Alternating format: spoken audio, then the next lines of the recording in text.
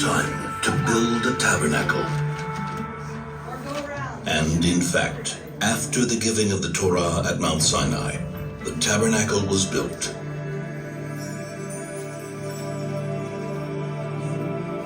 The tabernacle is a portable, temporary temple. But for 39 years, it accompanied us in our wanderings through the desert, taken apart and reassembled again and again. After entering the Holy Land, Joshua established the tabernacle in Shila. The Shila tabernacle is built of a stone foundation and wooden beams, and covered by layers of fabric, a combination symbolizing the transition from a temporary tabernacle to a more permanent one. Shila is to be the dwelling place of the Shekhinah, the divine presence, the holiest site for the Jewish people for 369 years.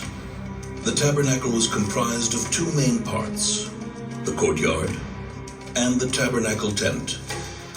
The tabernacle courtyard was rectangular, 100 cubits in length by 50 cubits in width, about 50 meters by 25 meters. In the heart of the courtyard stood the altar, made of wood overlaid with copper.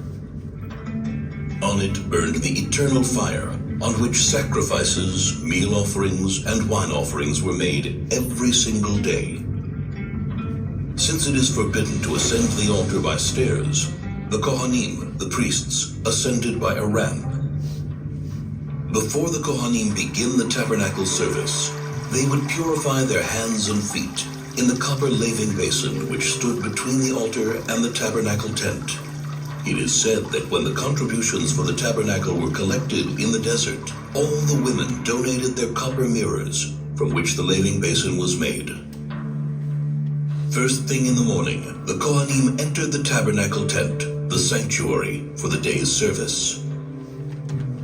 Twice a day they burned incense on the gold-plated incense altar, a blend of 11 special spices which were placed on the coals and whose wonderful perfume wafted far into the distance.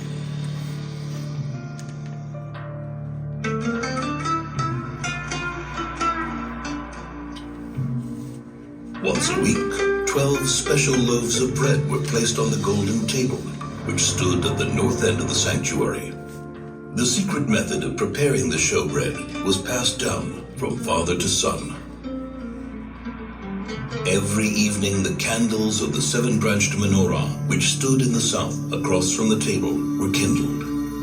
The menorah was made of a single piece of solid gold and ornamented with flower-like cups, buds, and blossoms.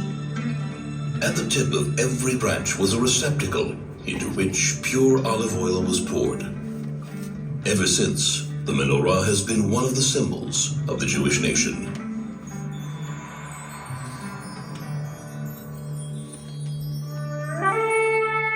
Only once a year, on Yom Kippur, the Kohen Gadol, the high priest, entered the Holy of Holies. In the Holy of Holies stood the Ark of the Covenant, on top of which were the curtain and the two cherubs. The cherubs were in the form of two angels facing each other, with wings outstretched over the Ark. Inside the Ark were the tablets of the covenant, the first tablets which were broken by Moses, and the second, unbroken tablets.